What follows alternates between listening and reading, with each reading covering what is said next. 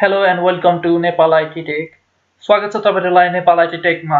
आज हामी packet tracer को नयाँ ल्याब गर्ने छौं 2.9.1 packet tracer basic switch and in device configuration. So यसमा हामीले ओके गरेर रिसेट गर्ने छौं।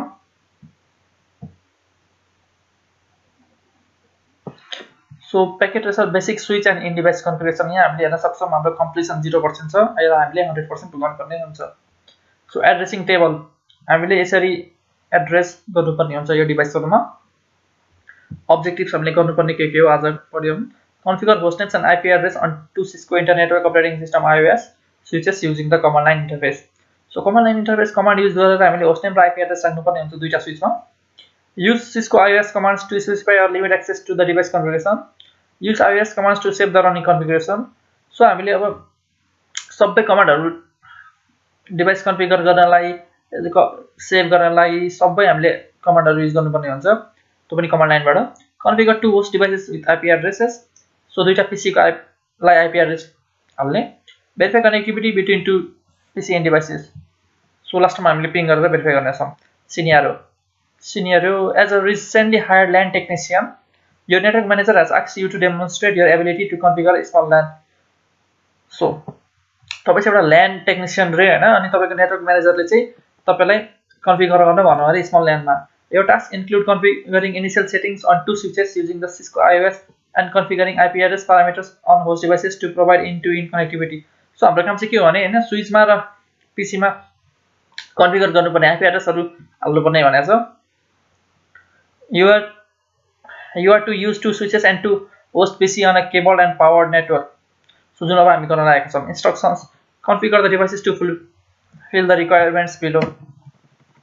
Requirements: use a console connection to access each switch. Use a console connection to access each switch. भनेपछि हामीले अब कन्सोल केबल जोड्नु पर्ने भयो। यसरी स्विच सँग कन्सोल केबल त्यस्तै गरी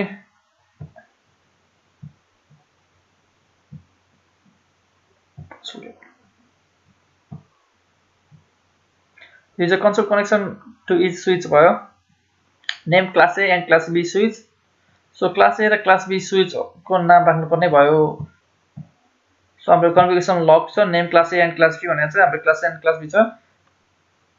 use the R4YXE3 password for all lines. Use the C4AJ secret password. So यो सबै हामीले राखेर हेर्ने छ। सो हाम्रो कन्सोल केबल भयो। हामीले अब स्विचमा सिधै गएर हामीले गर्न सक्दैनौं किनभने हामी हेर्न सक्छौं यहाँ इन्टरफेस हाम्रो लक भएको छ। त्यसैकारण हामीले अब पीसी मा गएर गर्ने छौं। पीसी मा गएर डेस्कटप ट्याबमा गएर टर्मिनलमा क्लिक गरेर ओके गर्नुहोस्। सो यो गरिसकेपछि हामीले त्यहाँ स्विचमा गर्नु र यहाँ गर्नु एउटै हुने हुनेछ।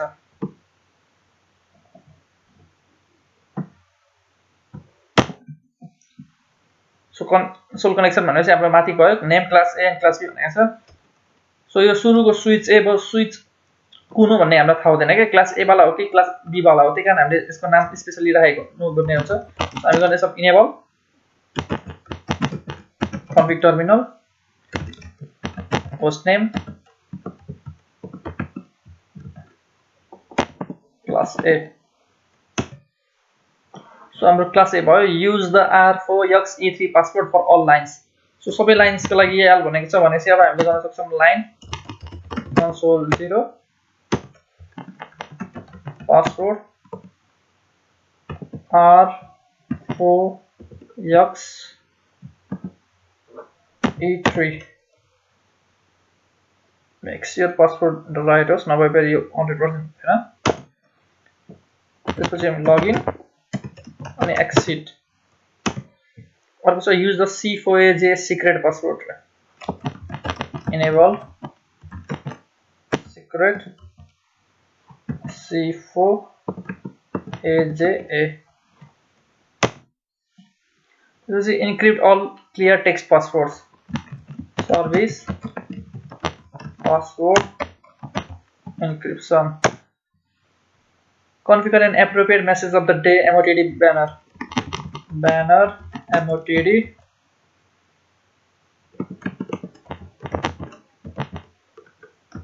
authorized access only. Configure address for all devices according to the addressing table. Save your configurations, verify connectivity between all devices. So हामीले गर्नुपर्ने यति नै रहेछ। अब हामी आईपी एड्रेस हाल्छौँ अनि सेभ गर्नेछौँ।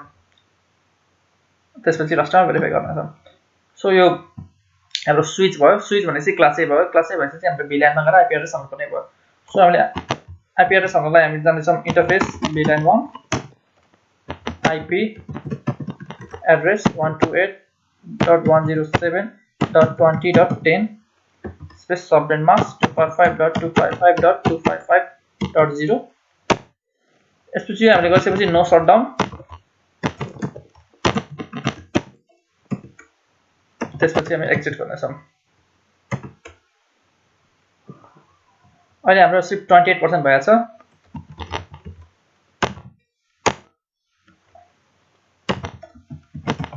एक्जिट अनि त्यसपछि यसलाई सेभ गर्नेछौँ।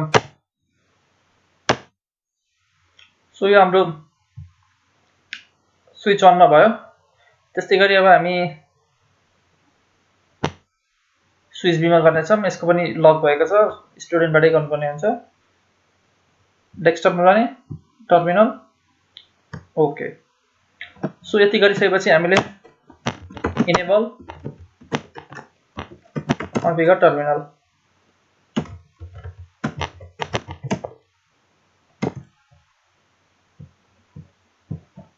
सो फेरि अब हामीले राख्नुपर्ने छ होस्ट नेम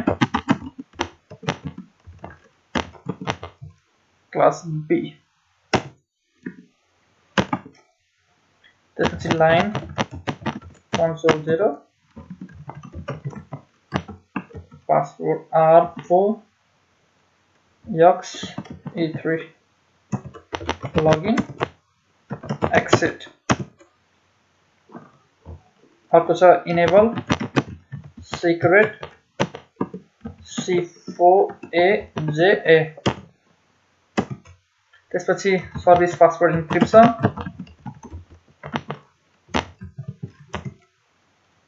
त्यसपछि हाम्रो ब्यानर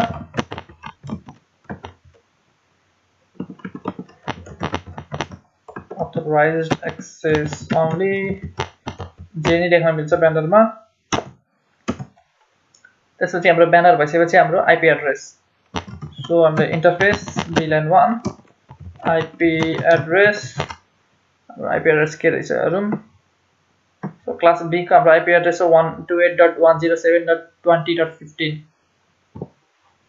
128.107.20.15 subnet mask 255.255.255.0 सो यो गरिसकेपछि हाम्रो no shutdown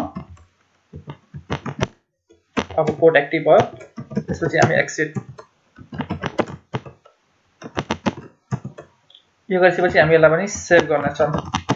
copy run start so हामी हेर्न सक्छौँ कि अहिलेसम्म हाम्रो 62% कम्प्लिट भयो। हामीले यहाँ सबै गरेर त छौँ यहाँ जे भनेको छ त्यतै गरिरहेका छौँ।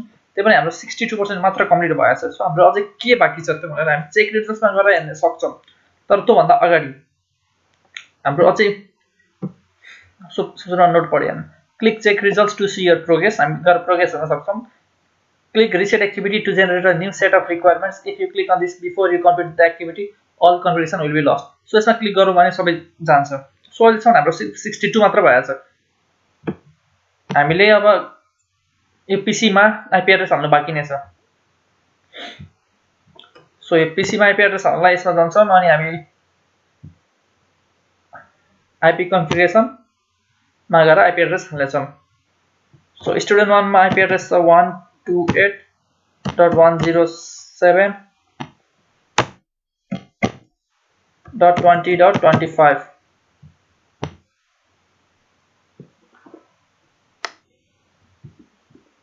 अनि स्टुडेन्ट 2 मा छ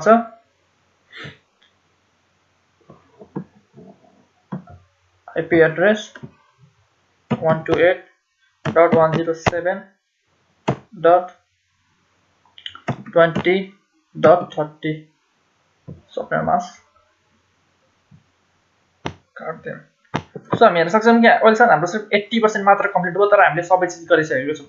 सो हामी अब्जेक्टिभ हेर्न सक्छौँ कि हामीले सेभ गऱ्यौँ आईपी एड्रेस हाल्यौँ अब हामीले पिङ गर्नु छ तर हाम्रो अझै 80% मात्र छ हाम्रो पिङ पनि हुन्छ त्यही पनि 80% किन छ भनेपछि हामीले यहाँ फर अल लाइन्स भनेको छ हामीले सिर्फ कन्सोलको लागि मात्र गरेको छौँ हामीले भिडिओ लाइनको लागि गरेको छैनौँ त्यही भएर हो अब हामी भिडियो लाइनमा गर्नेछौँ त्यसपछि 100% हुनेछ तर त्योभन्दा अगाडि हामी चेक रिजल्ट गरेर हामीले रिजल्ट पनि चेक गर्न सक्छ हाम्रो कहाँ के छुटेको छ भने सो चेक रिजल्ट गरी हेरौँ सो जब हामी चेक रिजल्ट गरेर हेर्छौँ अनि यो हेर्छौँ एसेसमेन्ट आइटम्समा गएर सो हामीले के हाल्नु बाँकी छ भनेर भिडियो लाइनको लागि हाल्नु पासवर्ड हाल्नु बाँकी छ भनेर हामीलाई यहाँ देखाइरहेछ सो अब हामी टर्मिनलमा गएर ओके गर्नेछौँ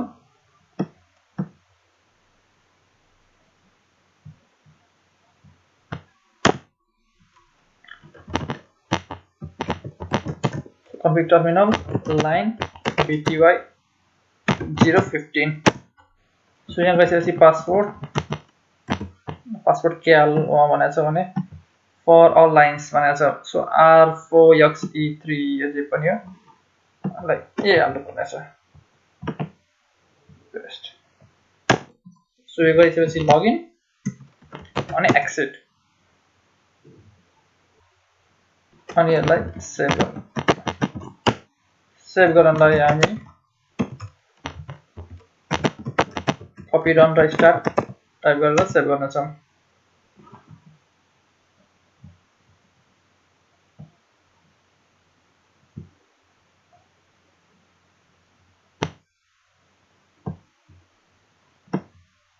त्यस्तै गरी हामी यहाँ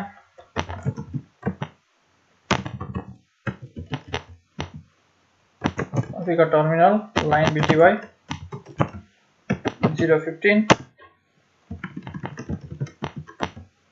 password R4XE3 login exit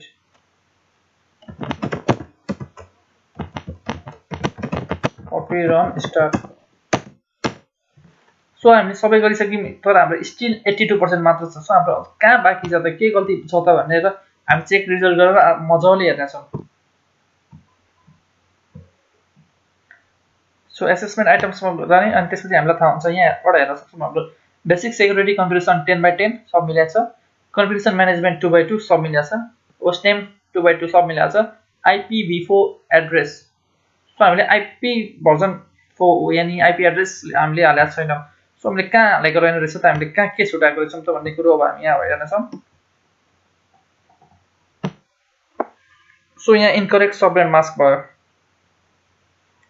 so subnet mask रङ भएको छ let's go and fix this अब यसलाई गरेर हामी फिक्स गर्नेछौँ सो हाम्रो कहाँ रङ भएछ भने स्टुडेन्ट 1 र स्टुडेन्ट 2 मा हाम्रो सबनेट मास्क रङ भएछ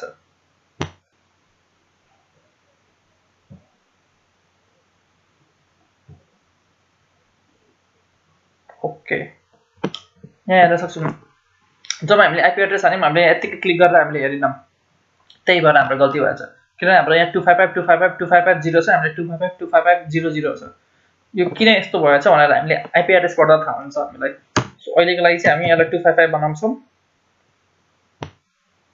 91 भयो सो त्यस्तै गरी यसलाई पनि 255 बनाउँछौँ